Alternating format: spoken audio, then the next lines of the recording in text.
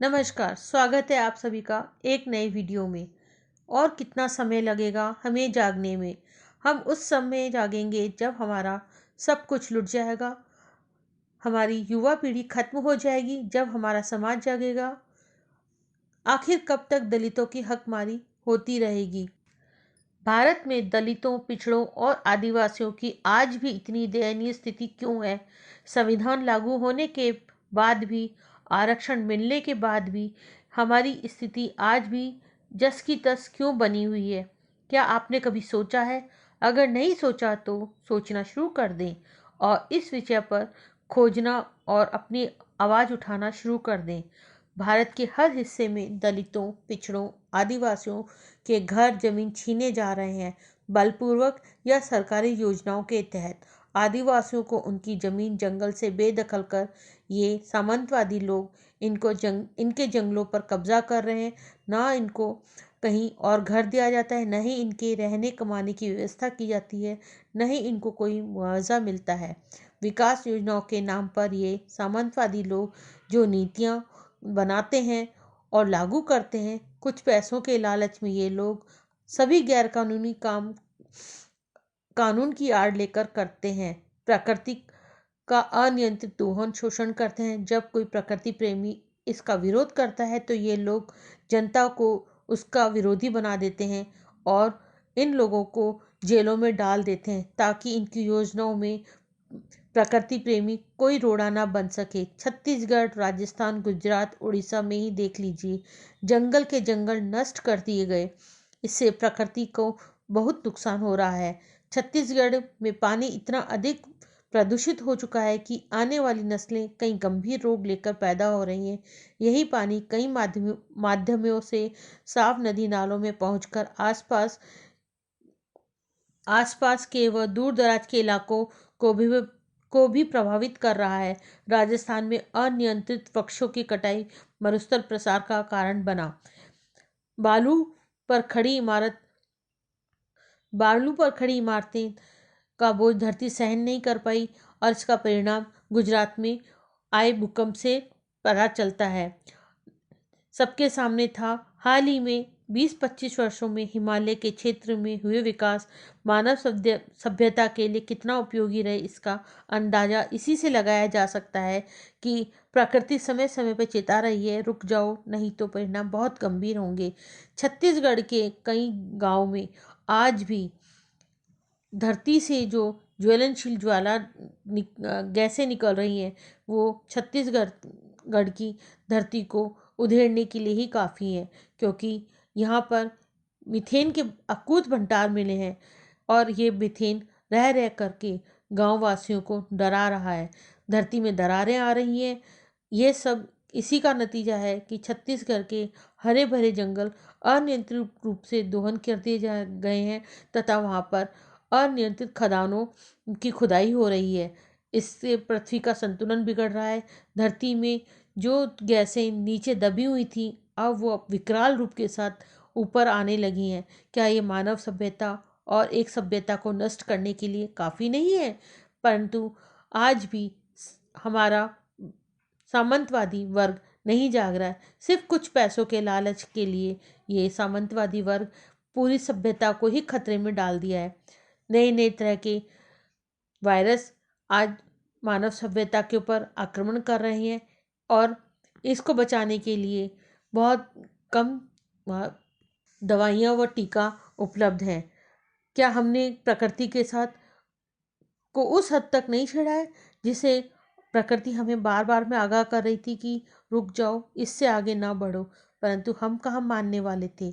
हमने तो विकास की दौड़ में आगे निकलना था और वो विकास सिर्फ कुछ पूंजीपतियों, कुछ धन्ना सेठों के हाथ तक ही रही।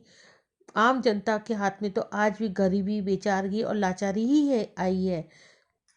भूवैज्ञानिकों के बार बार चेतावनी देने के बाद भी सरकार और पूंजीपति लोग नहीं रुक रहे हैं। केदारनाथ तो झांकी है विनाश की। इस विनाश को पूरा करेगा जोशीमठ। इन सामंतवादियों के कारण हिमालय खतरे में आ गया है। शुरू में टहरी बांध और उससे लगते हुए कई और बांध बने। आज मानव सभ्यता, विशेषकर जिसे तथाकथित हिंदू तपोभूमि कहते हैं, वो अब तपोभूमि नहीं शमशान भूमि में बदल रहा है, क्योंकि प्रकृति अपना विकराल रूप लेने को आतुर है कि कब तक ये प्रकृति का दोहन करते रहेंगे। इसकी भी एक सीमा है सहन करने की। जिस दिन अब प्रकृति ने अपना संतुलन खोया, उसका उदाहरण आपने केदारनाथ, भूस्खलन इत्यादि में देखे ही होंगे। ये लोग आदिवासी, दलितों और पिछड़ों को आज भी इतना अत्याचार कर रहे हैं कि इन्हें इनके जंगल जमीन से दूर कर रहे हैं और प्रकृति का अनियंत्रित दोहन कर रहे हैं। दलित आदिवासी अपनी आवाज़ भी नहीं उठा सकते। उत्तराखंड को देवभूमि नहीं, दलितों आदिवासी पिछड़ों के लिए नर्क भूमि कहा जाए तो कोई कम नहीं होगा। उत्तराखंड में इनके आरक्षण को ये पंडे पुजारी हड़प रहे हैं।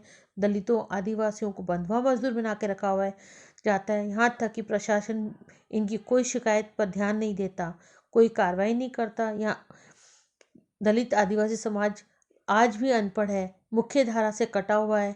इनके लिए आरक्षित सीटों पर मनुवादी लोगों ने नौकरियां कर रहे हैं।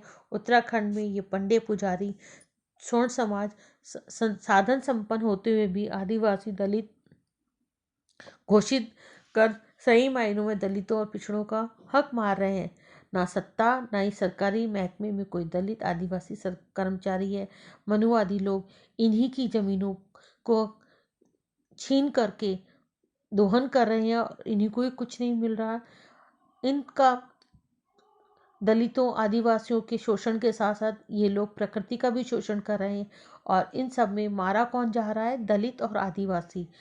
इनका अत्याचार इस तरह है कि बढ़ रहा है कि ये जब कभी आपदा आती है तो ये पूंजीपति पैसे वाले लोग तो सुरक्षित स्थानों पे स्थानांतरित हो जाते हैं, परंतु दलित पिछड़ा आदिवासी समुदाय ही सबसे ज़्यादा प्रकृति की मार झेल रहा है। आपको पता है ना, कोसी नदी जब बरसात के मौसम में अपने उफान पर होती है तब मरता कौन है? गरीब, किसान, दलित समूह का लोग, क्योंकि उस वक्त इनके पूरे कागज सब कुछ जो भी इनके संजोया होता है, जीवन भर की पूंजी लुट जाती है। सरकार इनको मुआवजे के तौर पे कुछ भी नहीं दे पाती, परंतु ये गरीब हैं इसलिए बोल नहीं सकते, और सरकार इसी चीज़ का फ़ायदा उठाती है कि जनता को शिक्षित नहीं करना है।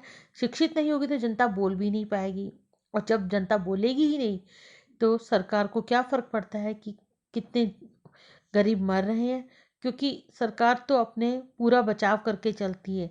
आपने कभी देखा है कि कभी कोई आपदा आई हो तो कोई मंत्री संतरी या उच्च अधिकारी के बच्चे परिवार इस आपदा में क्षत हुए हो? होता कौन है? आम जनता, आदिवासी और दलित। इन दलितों आदिवासियों के ऊपर हो रहे अत्याचारों को उजागर होने से रोकने के लिए इसमें ये लोग कामयाब भी हुए हैं। ऐसी स्थिति संपूर्ण भारत में जो हमारे सामने अपने आप आने ही नहीं दी जाती, क्योंकि मीडिया इन मनुवादियों का सबसे उच्च पदों पर बैठे यही लोग हैं। सरकार के सभी मंत्री तथा कथित स्वर्ण ही हैं। तभी तो दलितों, पिछड़ों, आदिवासियों की हकमारी का ताज़ा उदाहरण 10% ईवीएस आरक्षण देना है।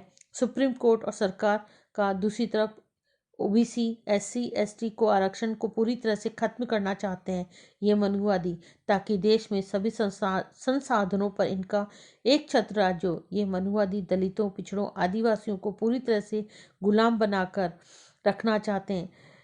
ये बहुत हद तक कामयाब भी हो रहे हैं।